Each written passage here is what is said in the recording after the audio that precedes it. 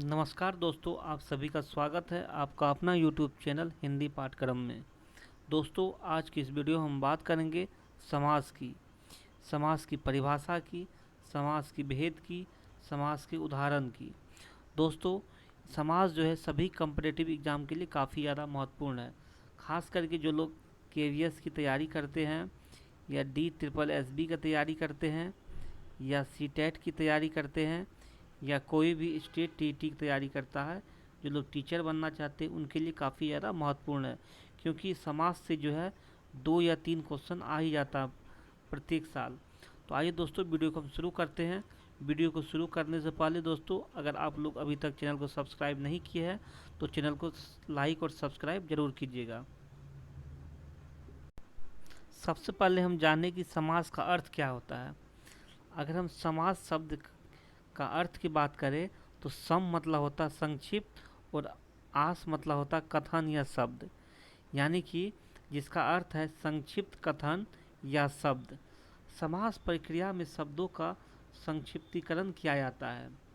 अब हम समास की परिभाषा की बात करते हैं तो समास की परिभाषा होता है दो अथवा दो से अधिक शब्दों से मिलकर बने हुए नए सार्थक शब्द को समास कहते हैं। यानी दो अथवा दो से अधिक शब्दों से मिलकर बने हुए सार्थक शब्द को समास कहते हैं। अब हम समस्त पद या समासिक पद की बात करें तो समास के नियमों से बना शब्द समस्त पद या समासिक पद कहलाता है। यानी समास को हम समस्त पद भी कहते हैं और समासिक शब्द भी कहते हैं। आगे समास विग्रह की हम बात करेंगे तो समास विग्रह जो है समस्त पद के सभी पदों को अलग अलग किए जाने की प्रक्रिया समास विग्रह या व्यास कहलाती है। अगर हम समास के जो है पद को अलग अलग करेंगे उसको, तो उस प्रक्रिया को समास विग्रह कहा जाता है या व्यास कहलाती है। जैसे एग्जाम्पल है नील कमल। तो नील कमल क्या है?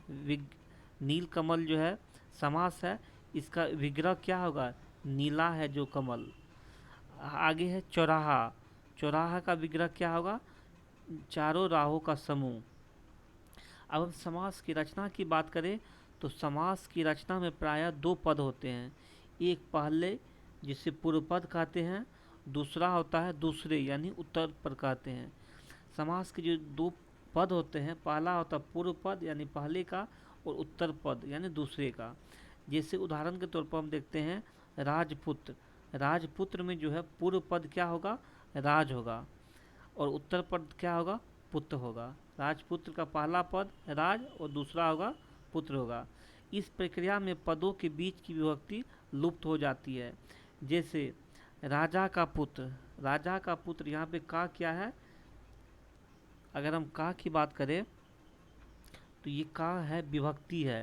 राजा का पुत्र यानी कि राजपुत्र, यहाँ का जो है विभक्ति लुप्त हो जाती है। आगे अगर हम समास की भेद की बात करें तो समास के मुख्य 6 भेद होते हैं, जिनमें से पहला है अव्यय समास, जिसे एडवर्बियल कंपाउंड कहते हैं। एडवर्बियल यानी अव्यय समास। दूसरा है तत्पुरुष समास, जिसे डिटर्मिनेटिव कंपाउंड कहते हैं। तीसरा है कर्मधारय समास, जिसे एपोजिशनल कंपाउंड कहते हैं। चौथा है द्विगु समास, जिसे न्यूमेरल कंपाउंड कहते हैं। पांचवा है द्वंद्व समास, जिसे कोपुलेटिव कंपाउंड कहते हैं। और छठा है बहुव्रीहि समास, जिसे एट्रीब्यूटिव कंपाउंड कहते हैं। तो दोस्तों, इसको याद रखने का आसान तरीका है कि अव्यय समास, तत्पुरुष समास, कर्मधारय समास, द्विगु समास, द्वंद्व समास और बहुव्रीहि समास। इसको अगर हम पद की प्रधानता के आधार पर वर्गीकृत करें तो पूर्व पद जो है अव्यय समास का पूर्व पद प्रधान होता है, यानी कि पहले का पद जो है अव्यय का प्रधान होता है।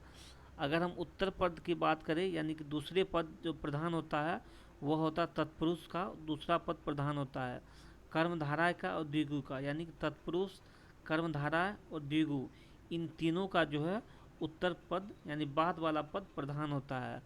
और द्वंद्व की अगर हम बात करें तो दोनों पद प्रधान होता है द्वंद्व का दोनों पद प्रधान होता है, यानी कि पूर्व पद और उत्तर पद दोनों द्वंद्व का प्रधान होता है। अगर हम दोनों अप्रधान की बात करें, यानी कि बहुव्रीहि का जो है दोनों शब्द अप्रधान होता है, यानी इसमें कोई तीसरा अर्थ प्रधान होता है। बहुव्रीहि का कोई जो अलग अर्थ निकाले, इसका जो है परिभाषा हम आगे पढ़ेंगे।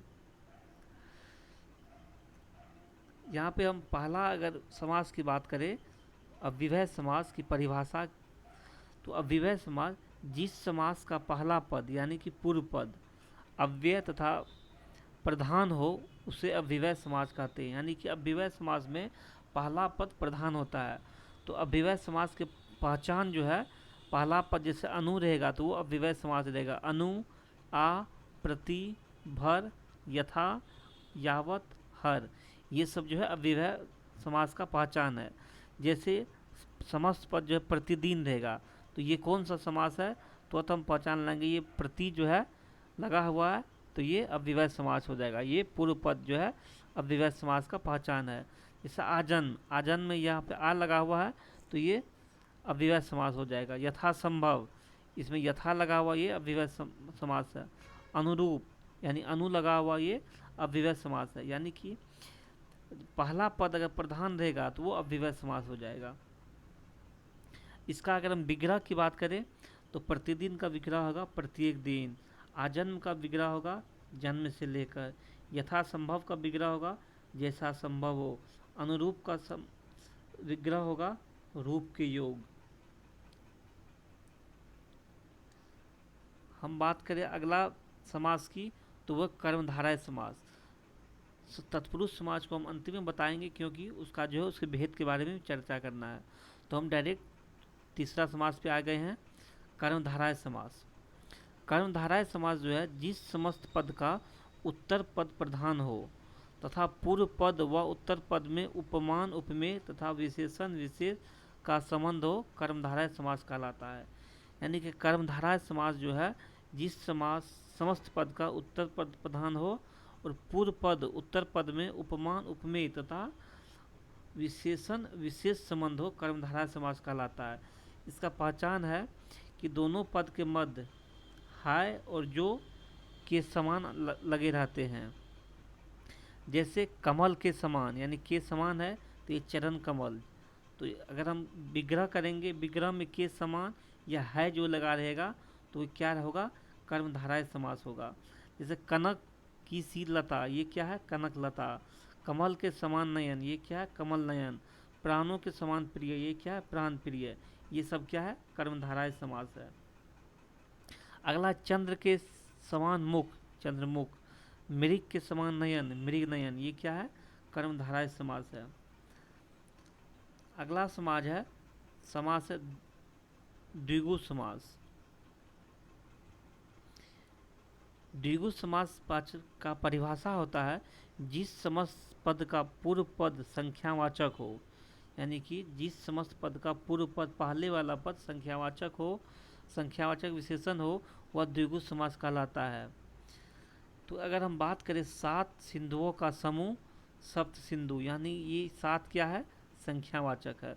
2 पहरों का समूह दोपहर, यानी 2 ये क्या है, संख्यावाचक है। 3 लोकों का समाहार यानी त्रिलोक, ये 3 क्या है, संख्यावाचक है। यानी कि द्विगु समास पहचानने का नियम है कि पूर्व पद में संख्या लगा रहेगा तो वो द्विगु समास होगा। इसका और उदाहरण है 9 रात्रियों का समूह नवरात्र, 7 ऋषियों का समूह सप्तऋषि, 5 महीनों का समूह पंचमढ़ी, 7 दिनों का समूह सप्ताह, 3 कोणों का समाहार त्रिकोण। यानी ये सब क्या है, ये सब जो लगा हुआ है ये सब संख्यावाचक है। अगला है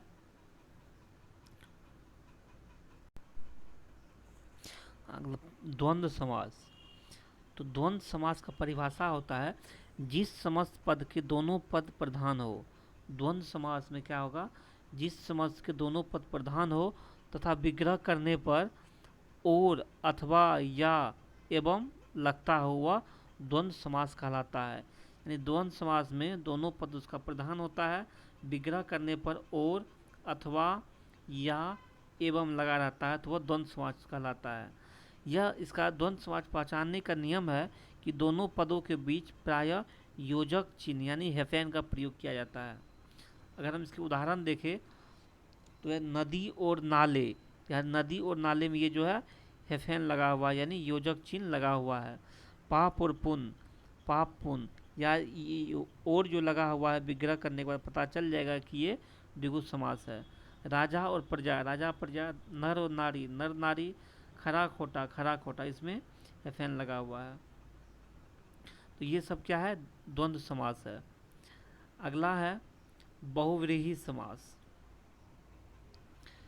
अगर हम बहुव्रीहि समास की परिभाषा की बात करें,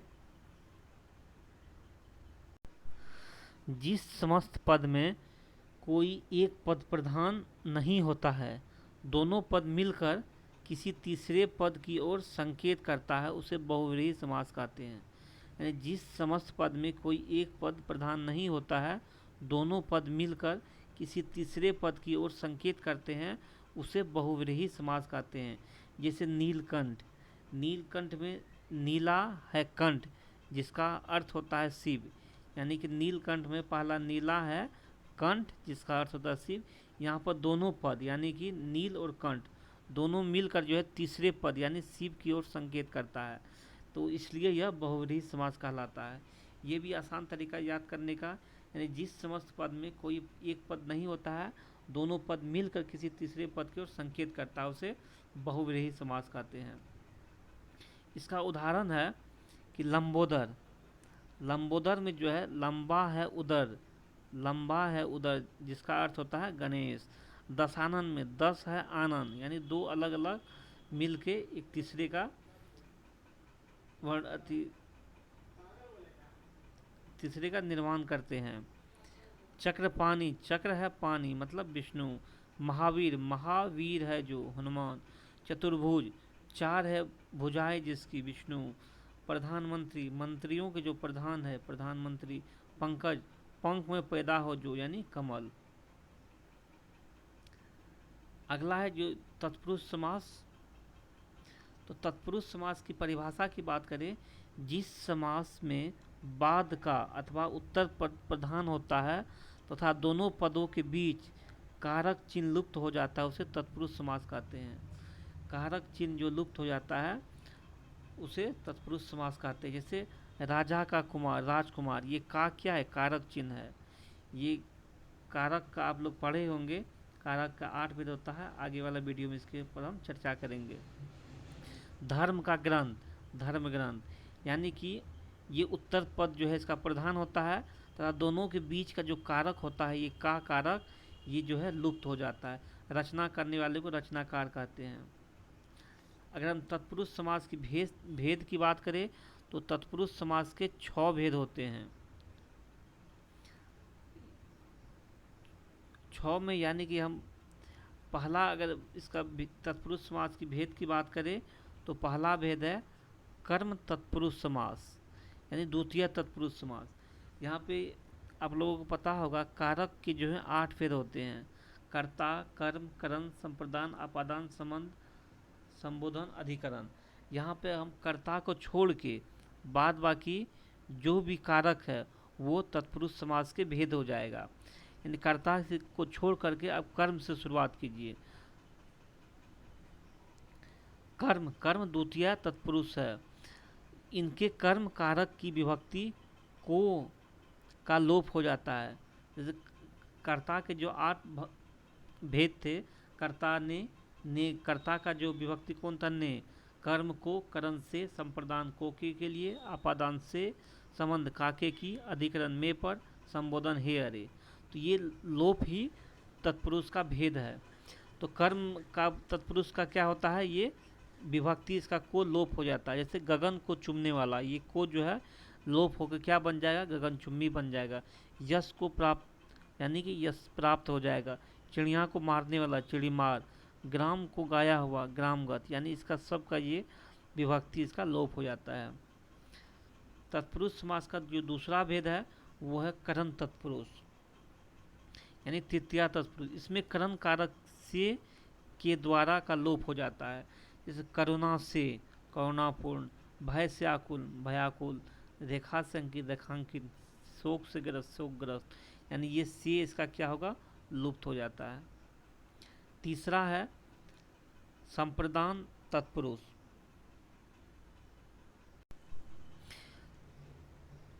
इसमें संप्रदान कारक की विभक्ति के लिए लुप्त हो जाती है। जैसे प्रयोग के लिए तो प्रयोगशाला, स्नान के लिए स्नान घर, यानी ये के लिए इस सब का विलुप्त हो जाएगा। यज्ञ के लिए यज्ञशाला, गो के लिए गौशाला, देश के लिए देशभक्ति, सॉरी देश के लिए भक्ति देशभक्ति। संप्रदान के यहाँ पे के लिए इसका विभक्ति लोप होने के बाद बन जाता है समस्त पद। अगला है चौथा भेद है अपादान तत्पुरुष।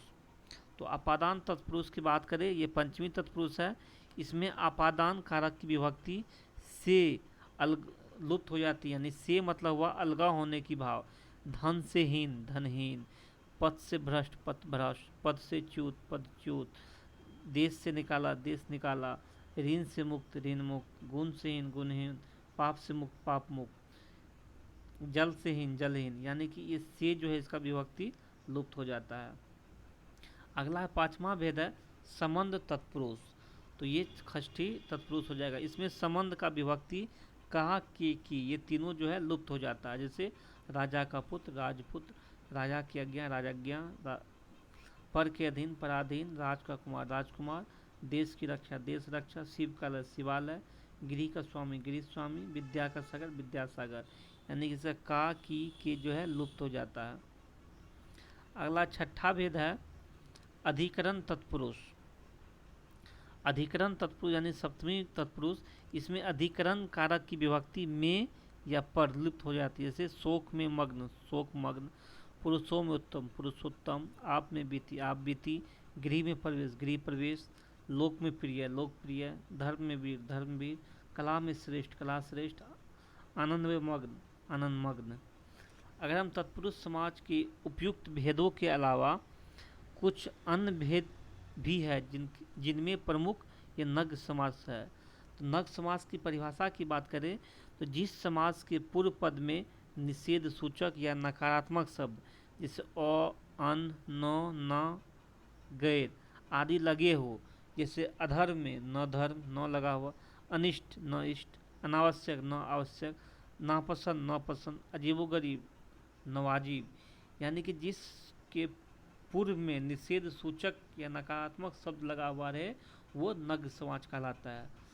दोस्तों इसको हम एक बार फिर रिपीट कर देते हैं शॉर्ट तरीका में।